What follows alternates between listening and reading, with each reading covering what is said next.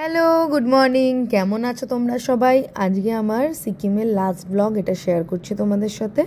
আমরা চলে এসেছিলাম লাচেনে। আমরা যে সিকিমে গেছিলাম এটা আমাদের 4th ডে ছিল। আর আমরা সকালবেলা ঘুম থেকে উঠে রেডি হচ্ছিলাম। সকালবেলা উঠে এখানে স্নান করার এত সমস্যা, যেহেতু ঠান্ডা এতটাই জল যে মানে গিজারের জল ঠান্ডা হতেও একটু সময় লাগে। তারপর স্নান টান করে আমি, বাবা, মা, ভাই সবাই রেডি হয়ে নিচ্ছিলাম। আর এই যে বাবা একটু গায়ে পারফিউম লাগিয়ে দিচ্ছে, যেহেতু আমরা স্নান করিনি।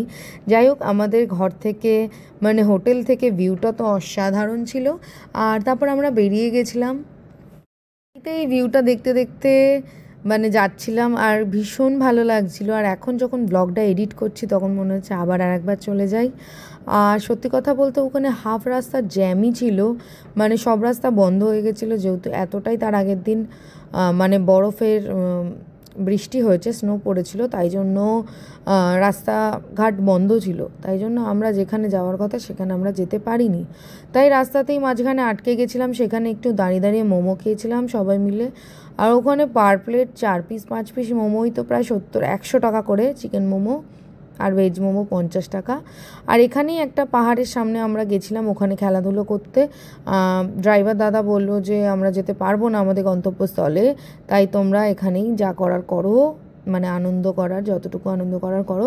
আর রাস্তাগুলো এতটাই স্লিপারি ছিল, ওখানে তো স্নোবুট ছাড়া তোমরা হাঁটাচলা করতেই পারতে না, আর আমরাও পারিনি। তাই জন্য আমরা আবার 400 টাকা পার হেড করে আমরা ভাড়া নিয়েছিলাম। এবার চলে এসেছিলাম সেই পাহাড়ের সামনেটায়। আর এখানে তো এত সুন্দর বরফগুলো, অন্য জায়গায় বরফগুলো খুব মানে গায়ে লাগে, খুব ঠান্ডা হয় সেখানে, কিন্তু এই যে বরফটা একটা কি বলবো যেন মনে হচ্ছে একটা পিলো হয় না, এত নরম। আর তার মধ্যে কোনো ঠান্ডাও লাগছিল না, একটুও ঠান্ডা লাগছিল না। আমরা এতটাই খেলাধুলো করেছিলাম, তারপর আমরা জ্যাকেট খুলে দিয়েছিলাম, যেহেতু একদমই ঠান্ডা লাগছিল না সত্যি কথা বলতে। আর এখানে আমরা সবাই মিলে দাঁড়িয়ে দাঁড়িয়ে ছবি সেশন নিলাম, প্রচুর প্রচুর প্রচুর ছবি তুলেছি। আর প্রচুর প্রচুর প্রচুর ভিডিও করেছি তোমাদের সাথে শেয়ার করব বলে। এই যে আমার বাবা সবাই স্নোবুট পরেও ঢুকে যাচ্ছিলো, এতটাই নরম ছিল বরফগুলো। আর বরফগুলো সত্যি একটু হার্শ নয়, মানে সিরিয়াসলি বলছি, আমি অনেক বরফ তো এখানে এসে দেখলাম, কিন্তু এই বরফটা বেশ ভালো ছিল, খুব নরম ছিল, মানে অ্যাকচুয়ালি ঠান্ডা লাগছিল না, এটাই হচ্ছে সবথেকে বড় কথা। আমাদের লাইফের ফার্স্ট টাইম আমরা বরফ দেখছি। আমার বাবা মা তো ভীষণ আনন্দ, মানে ভীষণ আনন্দিত হচ্ছেন ওরা। আর আমার ভাইরাও মানে খেলছিলাম আমরা সবাই মিলে, ছবিও তুলেছি প্রচুর। আর ব্লগটা কেমন লাগছে দেখতে থাকো। আর আমি তো স্নো দেখে পাগল হয়ে গেছিলাম, মানে এত সুন্দর মাখনের মতো একটা স্নো পেয়েছি, সেটার উপরেই আমি বসে বসে রীতিমতো খেলতে শুরু করে দিয়েছিলাম, একে তাকে বরফ ছুটছি, বাবা মাকে। যাই হোক, তারপর ভীষণ আনন্দ করেছি, হাঁপিয়ে গেছিলাম খেলতে খেলতে, কিছুক্ষণ বসেছি, আবার উঠেছি, আবার খেলেছি।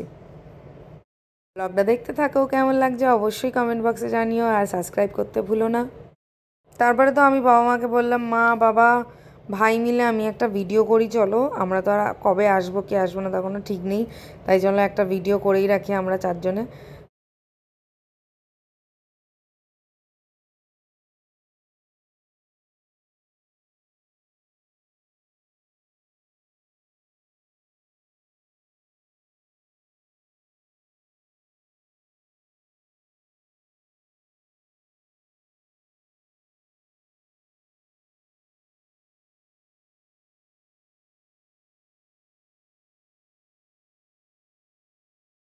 তারপর তো আমরা সেদিনকে বাড়ি ফিরে এসেছিলাম, প্রচণ্ড টায়ার্ড হয়ে গেছিলাম।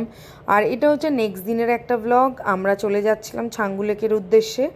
আর এই দিকের বরফগুলো খুব হার্শ ছিল, মানে ভয়ঙ্কর ঠান্ডা ছিল, অলমোস্ট -4 সামথিং ছিল, মানে প্রচণ্ড ঠান্ডা, হালকা হালকা বরফও পড়ছিল ছাঙ্গু লেকের ওখানে।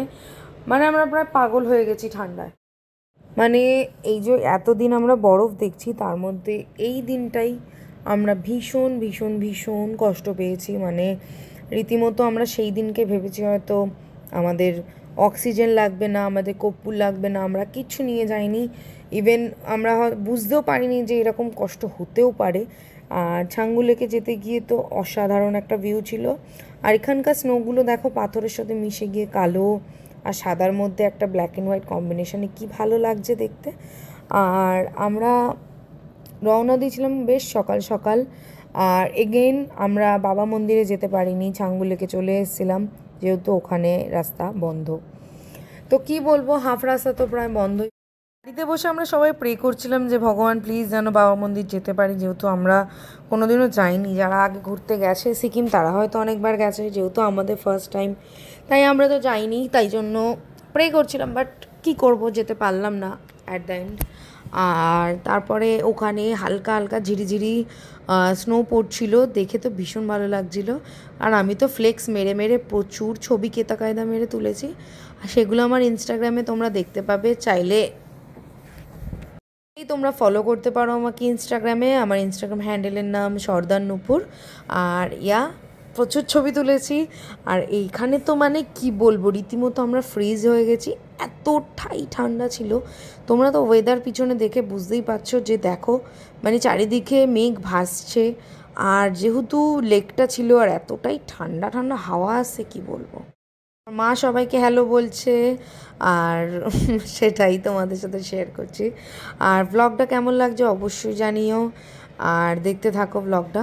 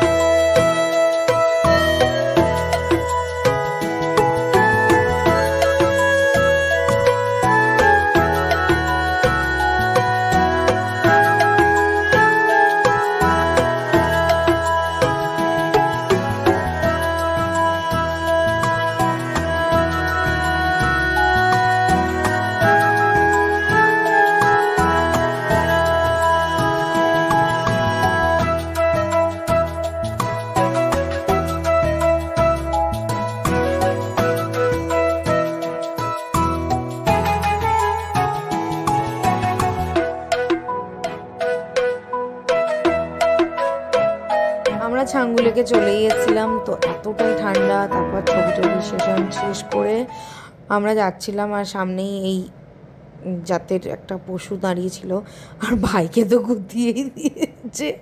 যাই হোক, তো ওদের পিঠে অনেকে চড়ে চড়ে চলে, আর আমার ভাই সামনে যেতেই ওকে তো গুতিয়ে দিয়েছে। যাই হোক, আমার মাকে আমি বলছিলাম মা যেও না, তোমাকেও গুতিয়ে টুতিয়ে দিতে পারে। আর আমাকে কি সুন্দর লাগছে, মাই গড। যাই হোক, আমাকে ভালো লাগছিল না আসলে। পিছনে যে পাহাড় আছে সুন্দর সুন্দর, আর সেগুলোই আরও সৌন্দর্য বাড়িয়ে দিচ্ছে আর কি। আমরা তো আবার 500 টাকা পার হেড করে তোমার টিকিট কেটে নিয়েছিলাম রোপওয়ে চড়বো বলে। আর রোপওয়েতে যখন উঠছি রীতিমতো ভয়ঙ্কর ঠান্ডা, মানে যখন আমি বলছি ঠান্ডাটা লিমিট থাকে, মানে এটা আনলিমিটেড ঠান্ডা ছিল, ভীষণ ঠান্ডা ছিল, মানে জাস্ট বরফের। আর তেমনি হাওয়া বইছে, মানে ঠান্ডা হলে কি হাওয়া না বইলে কতটা ঠান্ডা হয় না বা ঠান্ডা লাগে না, কিন্তু এই টাইমে আমরা প্রায় শেষ অলমোস্ট। তারপরে তো উঠে গেছিলাম রোপওয়েতে এক এক করে, বাবা মা আমি ভাই সবাই মিলে উঠে গেছিলাম। আর মানে কি বলবো, ওই নাজারাটা যেটা দেখেছি না, মানে সেটা তো মনে আছেই।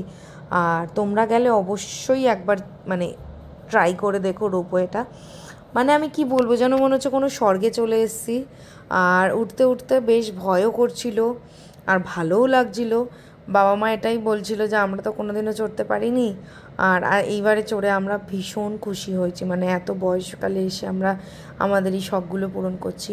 এই রোপওয়েতে বরফে চড়ারও একটা অনেকেরই স্বপ্ন থাকে, আর সেটাও আমাদের একটা ছিল যে আমরা রোপওয়েতে পাহাড় দেখব। আর হ্যাঁ, দার্জিলিংয়ে যখন গেছিলাম তখন রোপওয়ে আমরা চড়তে পারিনি। আর দার্জিলিংয়ে তেমন কিছু নেইও দেখার মতো, কিন্তু সিকিমে যেটা আছে সেটা তো আর কিছু বললাম না, তোমরাই দেখো।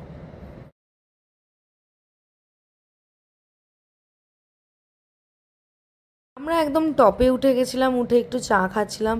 মানে ওখানে এক সেকেন্ড তুমি দাঁড়াতে পারছিলাম না, এতটাই ফ্রিজিং কোল্ড ছিল। তো হ্যাঁ, যেহেতু আমরা পাহাড়ের একদম টপে ছিলাম তো ভীষণ ঠান্ডা লাগছিল। মা বলছিল ওদিকে যাস না, একদমই মানে ধোঁয়াশে হয়ে গেছিলো। আর যে কি ভালো টাইম কাটিয়েছি আমরা ওখানে গিয়ে সেটা আর কিছু বলার নেই। তারপর রাস্তায় দেখা হয়ে গেছিলো একটা মিষ্টি বাবুর সাথে, তো ওর সাথে একটু বসে একটুখানি আদর করছিলাম।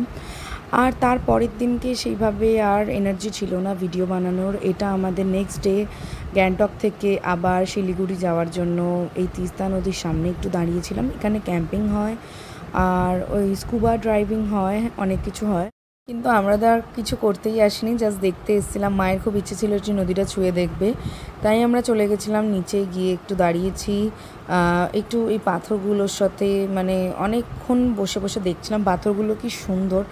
আর জলের স্রোতটা তোমরা মনে হচ্ছে যেন কিছুই নেই, কিন্তু জলের স্রোতটা ভীষণ বেশি ছিল, যা একদম নামলেই টেনে নিত। আর অস্বাভাবিক ঠান্ডা জল, কি বলবো তোমাদেরকে, মানে আমার মা বকাবকি করছিল যে নামবি না নামবি না, তাও আমরা সবাই মিলে একটু নেমেছি, একটু হাত দিয়ে ছুঁয়েছি, একটু ঢিল ছুঁড়ছিলাম।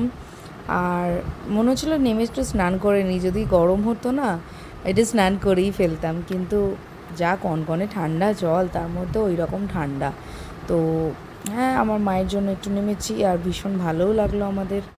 মাকে বলছিলাম, মা এই পাথরটা বাড়িতে নিয়ে যাব, সেইভাবে নিয়ে আসিনি, বাট পাথরগুলো দেখতে খুব সুন্দর ছিল। আর সেই দিনকে আমরা অনেকক্ষণ জার্নি করে শিলিগুড়িতেই হোটেলটায় ছিলাম। হোটেলটা বেশ কমফি ছিল, বেশ ভালো ছিল, এসিও ছিল। আসতে না আসতেই তো গরম লাগছিল। তারপর আমরা এসেই চলে গেছিলাম রাত্রিবেলা একটু হংকং মার্কেটে, ওখান থেকে প্রচুর জিনিসপত্র কিনেছি।